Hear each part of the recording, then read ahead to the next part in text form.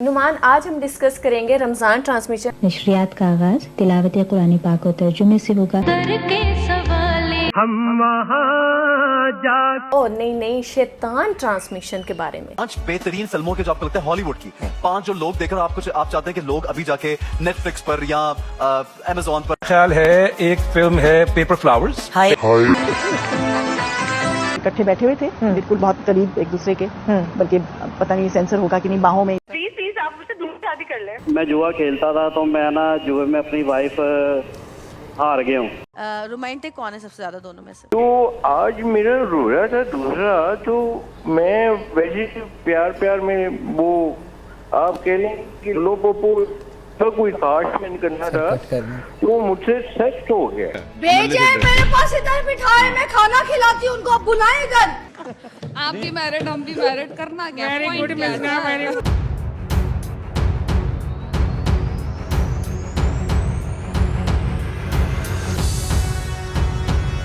ना शादी नहीं हो पा रही खारिश की वजह से। जब भी मेरा रिश्ता होता है या तो कोई देखने वाले आते तो मैं अक्सर खुजाने लग जाता हूँ, तो उसकी वजह से मेरा रिश्ता नहीं हो पाता। क्या शलवार की जेब में पैसे रखना जायज है? रोजे की हालत में सांस ज्यादा ना ले। इस्लाम में मर्दों को 4 निकाह की इजाजत है, तो औरतों के लिए 4 निकाह की इजाजत क्यों नहीं है? उनको क्यों 1 निकाह की इजाजत? शैतान क्यों कह रही हो भाई, क्या हो गया? क्या करें कि इंसान जो है, मुसलमान जो है, वो रमज़ान ट्रांसमिशन में इस तरह की बातें नहीं करते। ये शैतान ही करते हैं, या शैतान ही इंसान के जरिए बुलवाते हैं। अब क्या तुमने सुन लिया? अब क्या हो गया यार, अब मैं कैसे बताऊं? आप खुद ये वीडियो देख। मेरी ना शादी नहीं हो पा रही खारिश की वजह से। जब भी मेरा रिश्ता होता है या तो कोई देखने वाले आते तो मैं अक्सर खुजाने लग जाता हूँ, तो उसकी वजह से मेरा रिश्ता नहीं हो पाता।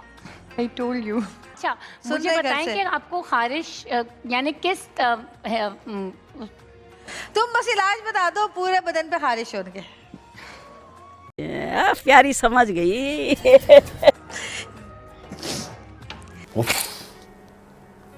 अच्छा, किसी को समझ आई हो या ना आई हो, लेकिन ये तो जवेरिया मैडम जिस तरह से मुंह पे कपड़ा रख के हंसती है ना, तब बंदा कहता है यार ये चल क्या रहा है यहाँ पर। नहीं, वो ऑब्वियसली उसे समझ आई है ना, उसे समझ आई है तो मुंह पे रख के कपड़ा तो ना हंसती ना, ऑन लाइव चल रहा था, वो टोटका बता के चुप हो जाती। तो मेरे से हंसी कंट्रोल हुई है? ऑब्वियसली नहीं होती बंदे से कंट्रोल। तो लड़कियों से तो हो जाती ना। अच्छा, फर्स्ट टाइम लड़कियों से कैसे हो जाती है भाई? अब वो इतनी गंदी वाहियात बात कर रहा है, वो एक ऐसी बात कर रहा है कि जिसको सुनकर शैतान भी शर्मा जाए। तो वहां पर उससे कैसे कंट्रोल हो रहा था? जो डॉक्टर है इसने भी तो अपनी हंसी कंट्रोल किया ना, फिर भी इसे टोटका बताया है, नीम के पानी से नहाया करो। नीम के पानी से नहाया करो। पर बात ये है क्या, मैं ना कमेंट पढ़ रही थी, तो कमेंट में था 3 दिन जाके मुसलसल ना नहर के पानी में नहाओ, सारी खारिशें दूर हो जाएंगी। मुझे इस कमेंट की समझ नहीं आई, बट मुझे ना इंटरेस्टिंग लगा, तो मैंने कहा हम बता देते हैं ऑडियंस को इसका एक और इलाज। Very very very cheap to hear that, specially in Ramzan के लोग किस तरीके से अपने शो की टीआरपी के लिए इस तरह के कॉलर्स को लेते हैं। एंड मैं अगेन वही कहूँगा कि यू ऑलवेज हैव ऑप्शन कि आप इनको कट ऑफ करो, चाहे लाइव भी चल रहा हो। बहुत सारे लोगों को अंदाज़ा नहीं है 4 से 5 मिनट का वो फासला होता है। अब ये लोग कैंसिल क्यों नहीं करते, इसकी वजह मैं आप लोगों को जाकर एंड में बताऊंगी। बल्कि मैं नहीं बताऊंगी, एक आपको फैक्ट एंड फिगर दिखाऊंगी जिससे आप लोग खुद समझेंगे कि अच्छा यार ये सारा मामला होता क्यों है। अच्छा नुमान, क्या फिज़ा और क्या आमना, क्या जवेरिया, इन सबको एक बंदी ने कट मार दिया। किसने? निदा ने।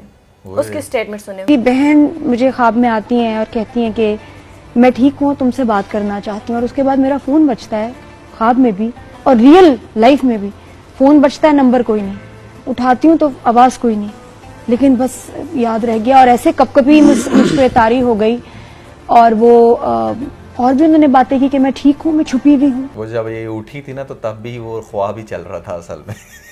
नहीं, मतलब कि ये बहुत अच्छा स्क्रिप्ट था, बहुत मज़े का था। इसकी डिस्कशन का मकसद क्या? इसकी डिस्कशन का मकसद ये था कि इसके पास कोई अच्छी ना तो सूरत है, ना कोई बयान है बताने के लिए रमज़ान से रिलेटेड।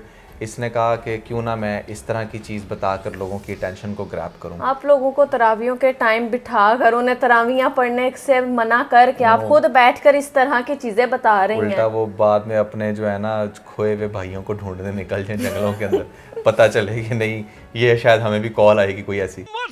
जोक मारा रे ये हंस रहे हलकट मैं ना आज से 3 साल पहले मैं जुआ खेलता था, तो मैं ना जुए में अपनी वाइफ हार गया हूँ। वो उसी बंदे के पास है, वो कोई बदमाश है बहुत बड़ा। आपने उसको तलाक दे दी है? आपने डिवोर्स दी है उसे? तलाक दे दी है कि नहीं? बीवी उसके पास ही है। यार मैं अब क्या बोलूँ इसके ऊपर। यार सीरियसली आप ये डिस्कस करोगे आप रमज़ान ट्रांसलेशन में बैठ के मतलब आप अपनी बीवी को हार गए जुए तो के आप अंदर। उसको में कोई वजीफा पढ़कर उसको तब वापस लाओगे, या आप पुलिस स्टेशन जाएं, वहाँ पे अपनी रिपोर्ट दर्ज करवाएं, उनको अपना सारा सिनेरियो बताएं कि यार मेरे साथ ये केस हो रहा है, मेरी बीवी को जाके बचा के लाओ। And that's why we called this as a शैतान ट्रांसमिशन। मतलब इंसान तो नहीं इस तरह की हरकतें कर सकते। जो बनाने वाले हैं उनको भी शर्म आनी चाहिए कि एक इंसान किस तरह की बातें कर रहा है। बीवी को जुए में हार गया, ये हो गया, वो हो गया। लाइक सीरियसली नीता यासिर ने कहा कि मैं क्यों पीछे रहूं, सब रमज़ान ट्रांसमिशन कर रहे हैं तो मैं अपने ही गुड मॉर्निंग जो मेरा शो है उसमें कपल्स को बुलाती हूँ। कपल्स को बुलाती ठीक था, लेकिन डिवोर्स्ड को क्यों बुलाया? अच्छा। और जिनकी 1992 में डिवोर्स हो चुकी है, एक ठीक है उस टाइम पर फेमस कपल था, आजकल जेंजी को उसके बारे में क्या पता कि कौन जमाल तो कौन फरियाल, मिलेनियंस को भी नहीं ना पता कौन जमाल कौन फरियाल, जब कोई उनको जानता नहीं है। हमारी दादियों के अम्माओं के ज़माने के ये लोग हैं, तो आपने इनको क्यों बुलाया? और पता उनसे क्या पूछती हैं? कोई एक लम्हा जो आपको ना अपनी ज़िंदगी का याद हो, और वो जो फरियाल आंटी फरियाल अम्मा फिर कहानी सुनाती हैं। कैंपस पे यूनिवर्सिटी में पढ़ाते थे हम, तो सनरूम में उन्यालीचे बिछे हुए थे। और धूप आ रही थी, मुझे याद है। जमाल और मैं इकट्ठे बैठे हुए थे, बिल्कुल बहुत करीब एक दूसरे के, बल्कि पता नहीं सेंसर होगा कि नहीं, बाहों में मुझे। तो उस वक्त तो मियां बीवी थे ना, तो सही है। गैर शरई नहीं था। ठीक। और जमाल के आंसू निकल रहे थे। क्यों? वही तो बात है। बहुत खूबसूरत लम्हा था। उसने कहा था कि अगर मैं इस लम्हे में तुम्हें ऐसे पकड़ते हुए मर भी जाऊं तो मैं बहुत खुश मरूं। शर्म करो शर्म। वाह क्या चल रहा है। मतलब ये रमज़ान के अंदर ना फुल रोमांटिक सीन होना है। मतलब कि 15-20 साल 30 साल पहले आपकी डिवोर्स हो चुकी हो, ठीक है, और आप आमने सामने बैठे और एक दूसरे से वो वाले पुराने लम्हे याद करवा रहे हो, तो कितना पेनफुल होगा उस कपल के लिए, या क्या होगा ये चीज़? कोई पेनफुल नहीं होगा। वो कपल भी बड़ा शातिर है, उनको भी पता है कि अच्छा क्या होना है यहाँ पर। और इस तरह तो 20 एग्जांपल्स आपको मिल जाएंगी पास्ट के अंदर, किसकी डिवोर्स हुई, क्या हुआ। अब आप उनके रोमांटिक सीन्स को यहाँ पर डिस्कस करोगे, बजाय ये कि आप उनको एज एग्जांपल सेट करके, या चलो एग्जांपल सेट करके ये बताओ कि यार अच्छे रिलेशन में रहना चाहिए, अपने कपल को खराब नहीं करना चाहिए। या फिर अगर रिलेशन खराब हो रहा हो तो आराम से अलैदगी कर लेनी चाहिए, नहीं इतने बुरे मुंह से निकलना चाहिए। बेडरूम की स्टोरीज क्यों सुन रहे हैं यार? मैं तुम्हें बताऊं अरीज, आज से कुछ अर्सा पहले, अब तो काफी कम हो गया, यूट्यूब के ऊपर ना एक बड़ा ट्रेंड चला था, वो एक बहुत ही गंदी स्टोरीज वाला। एंड यू नो उनके ऊपर कोई व्यूज पड़ते थे, मिलियंस में व्यूज होते थे। गंदी स्टोरीज लिखी होती थी कि जी फलां बहू ने ऐसे किया, भाभी ने ऐसे किया, मेरा शोहर ये था, फिर मैंने वो था। अब वो बच्चे पढ़ते थे। अब आप देखें कि ये जो लोग हैं ना बड़े चालाक हैं, इनको बहुत अच्छे से पता है कि अवाम कहाँ पर आती है, अवाम को इस तरह की चटपटी स्टोरी सुनने का मजा आता है। इसलिए इन लोगों ने रमजान ट्रांसमिशन को भी नहीं छोड़ा। जब लोग जो है ना बड़े पाक साफ होकर वुजू शुजू करके नमाज़ नमूज़े पढ़ रहे होते हैं, शैतान उस टाइम ज्यादा हावी होता है। आप थोड़ा सा गौर करें, एक नॉर्मल रूटीन में जब आप इतने पाक साफ नहीं होते, या जब आप इतना ज्यादा मस्जिद में नहीं जा रहे होते, तो आपको शायद उतना शैतान आप पे हावी नहीं होता। इस टाइम पे ज्यादा इसलिए होता है क्योंकि आप ना वो शैतान अपनी तरफ ग्रैब करने की कोशिश कर रहा होता है कि भाई वापस आ रूटीन में। अब ऐसी सिचुएशन में इस तरह के जो शोज होते हैं ना, वो बहुत ज्यादा आपकी टेंशन ग्रैब करते हैं और इनकी टीआरपी बड़ी आसमानों को छूती है, हाई होती है। अब आप यहाँ पे सामिया आसिम को देख लें, इन्होंने इतनी फिटिंग वाली शर्ट पहनी हुई है और ऊपर से एक दुपट्टे एक साइड से लटका लेते हैं, ठीक है। ये इस तरह के कपड़े पहनकर इतने मौलाना में बैठे हुए हैं, खड़ी हुई हैं, वहाँ पे पूरे दिन के ट्रांसमिशंस कर रही हैं। और जो हमारे जो घर होते हैं ना, एक आम लोग जो होते हैं, वो क्या करते हैं, जैसे कोई रमज़ान ट्रांसमिशन लगता है ना,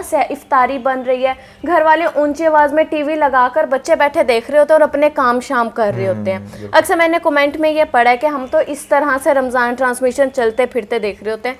तो अब आप खुद देखें ना कि जो बच्चे बैठे हुए 4 दिन की, जिन्होंने बातें सीखनी होंगी, वो क्या चीज़ देख रहे होंगे। बच्चे बड़े शौक से देख रहे होंगे ना बैठ, वो तो सिर्फ इसी वजह से देख रहे होंगे ना। रमज़ान ट्रांसमिशन पिज़्ज़ा खा रहा है, चलो मैं बैठकर देखता हूँ। अच्छा पहले क्या होता था ना, ऐसे 15-20 साल पहले रमज़ान ट्रांसमिशंस लिटरली बहुत अच्छी होती थी।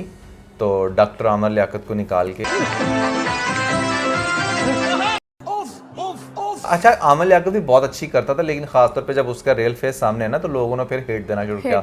लेकिन सुबह सुबह सैरी के टाइम भी जो लगी होती थी वो बहुत एक दिल को सुरूर मिलता था, और आपकी जो अटेंशन होती थी ना वो और टुवर्ड्स अल्लाह बढ़ जाती थी। अब आपकी अटेंशन स्टोरीज की तरफ, उसके आउटफिट की तरफ, कॉल्स की तरफ, किसका क्या इशू है, इन तरफ ज्यादा बढ़ गई है। अच्छा, कभी आपने सोचा कि इस तरह की भी कॉल आएगी? एक कॉलर आके नुमान होस्ट को ये कहते हैं, प्लीज आप मुझसे दूसरी शादी कर ले।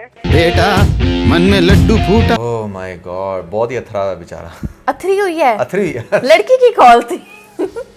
होस्ट को कह रही थी कि आप मुझसे प्लीज दूसरी शादी कर लें। अब यहाँ पर एक मौलाना आते हैं जो आकर एक फतवा दे देते हैं कि भाई रोजे की हालत में सांस ना लें। रोजे की हालत में सांस ज्यादा ना ले, हाँ, और थोड़ा सिमट के बैठे, ज्यादा फैल के ना बैठे कि बाद वक्त पानी जो है वो इसके मैदे तक पहुंच सकता है जिससे रोजा टूट जाए। सिमट कर बैठे, कहीं आपके जो वो है बेली में से वाटर जो है या कोई फूड आपके स्टमक में ना चला जाए। मतलब मुझे रोजा भी सिमट के बैठे हैं। वो बहुत ज्यादा ना ऐसे लोग पैदा हो जाएंगे इसकी देखने के बाद कि रोजे की हमें वैसे भूख लग रही थी, सांस भी बंद, अल्लाह को प्यारा हो गया।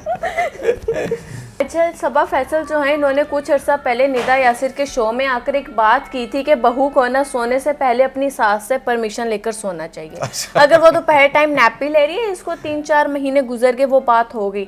लेकिन नहीं भाई, हम ये जो आमना है, आमना मैं बता दूं कौन, जिन्होंने लास्ट टाइम दानिश तैमूर के साथ एक शो किया था, रमजान ट्रांसमिशन, वो एक शो में बैठकर कहती हैं कि क्यों भाई हमारे से, तो अब वो पता नहीं कहाँ से एकदम बात आ गई। 4 महीने पहले वो इस बात को बैठकर डिस्कस करते हैं, क्यों भाई मेरे से तो कभी मेरी सास ने नहीं कहा कि तुम मुझसे लोगों को पूछना चाहिए मैं जाके 15 मिनट रेस्ट ले लूं। यार कैसे, क्यों? मैं बहू, मेरी सास ने कभी मुझे ऐसा नहीं कहा। मैं कभी एक्सपेक्ट नहीं करती कि मेरी भाभी मेरी अम्मी से पूछें कि मैं जाके सो जाऊं, आराम कर लूं। हर किसी को अपनी जिंदगी गुजारने का खुद हक है, अपने तरीके से, अपने अंदाज में। पूछ कर सोया, कोई भी सास नहीं कहती, तो आप लोग इस तरह के स्टेटमेंट्स क्यों देते हैं?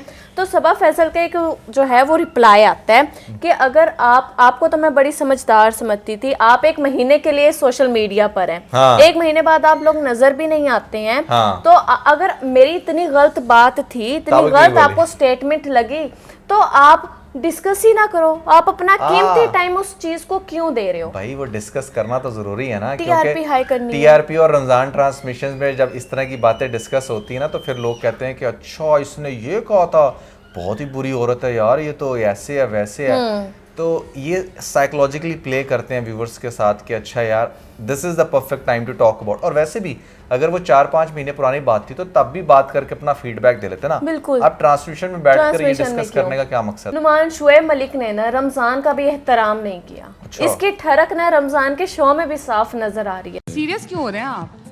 मैं सीरियस नहीं हो रहा। It's a joke. देखिए आप मुझे पहली दफा मिली हैं, आपको नहीं पता चलेगा कब मैं सीरियस हूँ कब मैं नाराज हूँ। मुझे पता करके करना भी क्या है। एग्जैक्टली। आप भी मैरिड, हम भी मैरिड, करना क्या? तौबा तौबा तौबा यार, ये बंदा ना बस क्या मैं बोलूं, इस पर भी दिल आ गया। दिल आ गया।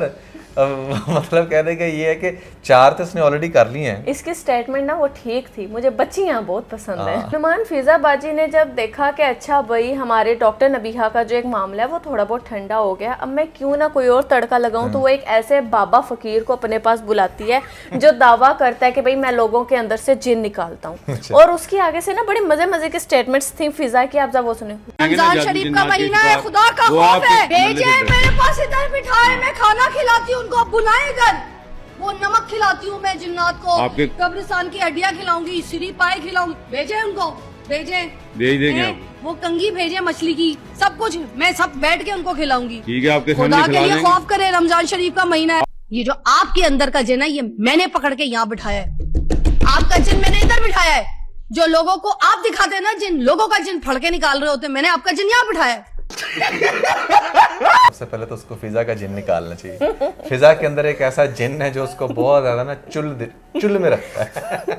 इसका जिसने जिन निकाल दिया ना, बस वो बंदा सबसे ज्यादा बेस्ट। अच्छा, आप ना अभी एजाज जवेरिया साउथ की एक बार स्टोरी सुने, फिर हम इस पर बात करते हैं। कि तकरीबन कोई 8-9 साल पहले, आपको पता है मैं जब ट्रांसमिशन नहीं करती तो मैं एतकाफ में बैठती हूँ, तो जब मैं एतकाफ में बैठती हूँ तो जब मैं रात को सोती हूँ उस वक्त तो मैं कोई आयत या सूरत ऐसी लगा देती हूँ कि मैं वो सुनते हुए सोऊं, यानी कि सोते हुए भी मेरे कानों में कोई किरत या अल्लाह कुरान पाक की कोई आयत जा रही हो।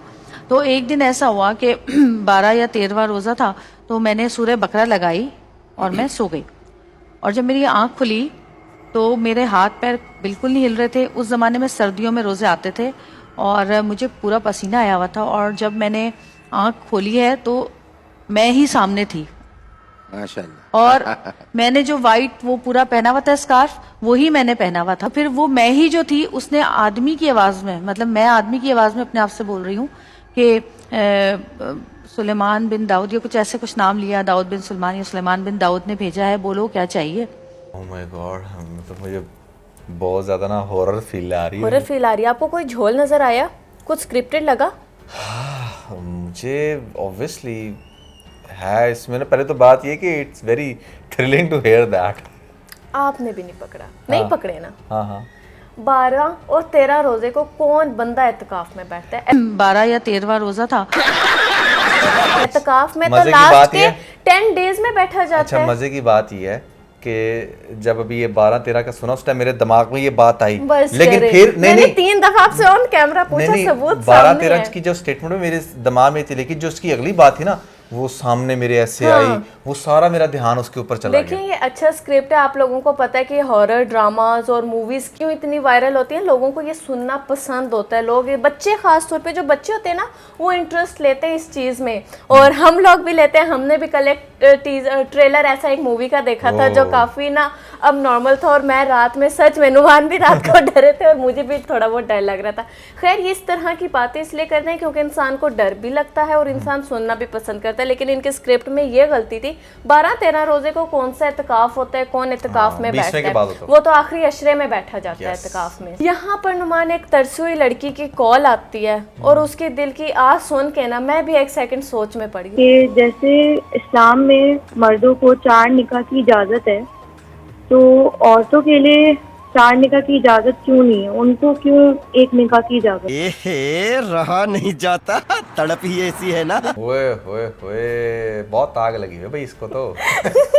एक शादी से गुजारा नहीं है भाई। देखो, चाहे लड़का है या लड़की है, अगर जिसको ज़्यादा आग लगी हुई है ना, मैंने हिसाब लगाया हुआ है, वो 4 क्या, वो तो 400 शादियाँ कर रहे हैं, if you know what I mean. ठीक है ना? तो शादी टू बी वेरी ऑनेस्ट एक ही काफ़ी होती है। ठीक है?